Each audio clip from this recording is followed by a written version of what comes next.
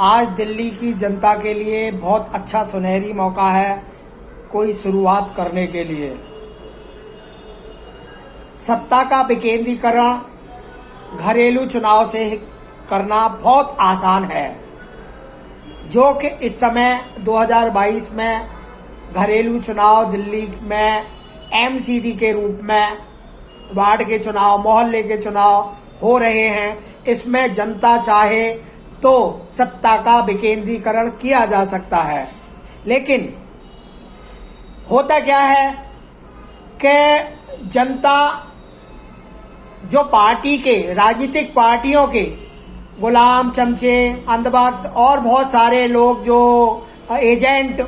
जो घूमते फिरते हैं और किसी न किसी तरीके से पार्टी की तरफ उनको लेके आते हैं, जनता को गुमराह करके। अब जनता अगर जागृत है जरा सी भी, तो वो जागृत होके ये सोचे कि जो पार्टी कैंडिडेट 1 करोड़, 2 करोड़, 3 करोड़ देकर, टिकट खरीद कर अगर जीतता है, तो क्या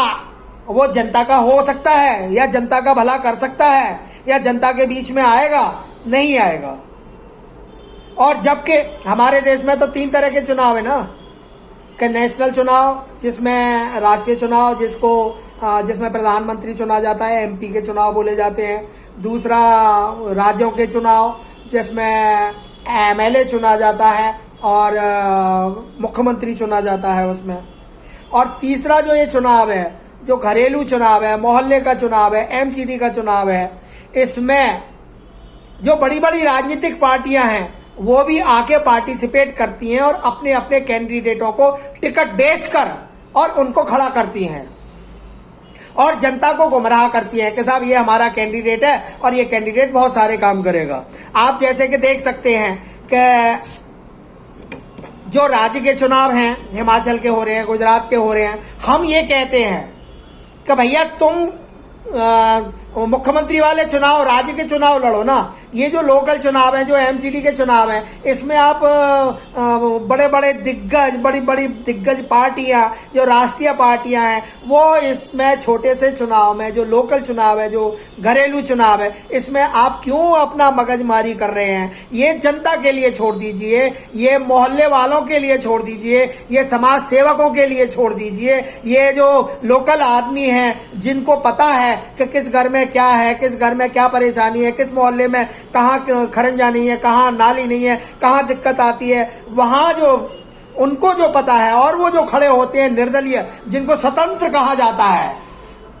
स्वतंत्र इन द स्वतंत्र, वो किसी पार्टी के बंधन में नहीं है, वो किसी बंदिश में नहीं है, वो किसी के गुलाम नहीं है, वो चमचे नहीं है, चाटुकार नहीं है, वो किसी के अंधभक्त नहीं है।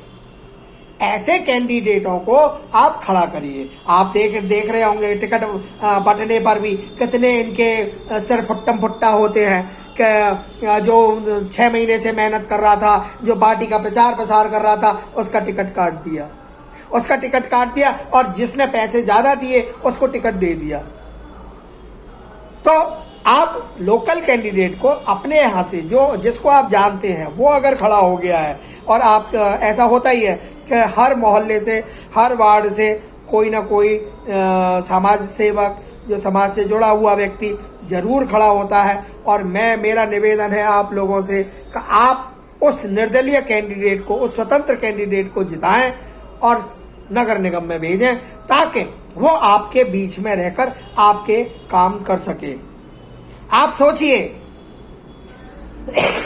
नगर निगम का चुनाव, जो लोकल चुनाव है, जो घरेलू चुनाव है, वो ये समझिए कि एक रेडी खोमचे वाला जो अपना सेल करता है, या फुटपाथ पे पटरी लगाता है, कुछ सामान बेचता है, क्या उस पटरी पर खड़े होकर बेचने वाले की जगह अगर कोई शोरूम का मालिक आ जाए, जैसे कि नेशनल चुनाव, राष्ट्रीय चुनाव लड़ने वाली पार्टियां भी वहां पे आके पार्टिसिपेट करती हैं, अपनी ऐसी की तैसी कराती हैं,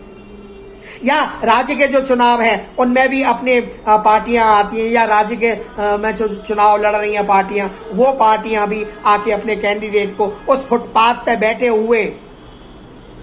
जो रेडी खोमचे वाले हैं, उनकी जगह पे अगर उसको खड़ा करते हैं तो कैसा लगेगा? अरे भैया शर्म करो यार, शर्म करो, थोड़ी सी शर्म करो। ये जनता का चुनाव है। जनता को सीधी भागीदारी सत्ता में इसी रास्ते से मिल सकती है। और मेरा निवेदन है कि आप अपने अपने क्षेत्र के, अपने अपने इलाके के, अपने अपने मोहल्ले के जो भी कैंडिडेट निर्दलीय खड़े हुए हों, 2, 4, 6, उनमें से एक को चुनें और सामूहिक रूप से उसको जिताने का प्रयत्न करें। जय हिंद, जय भारत।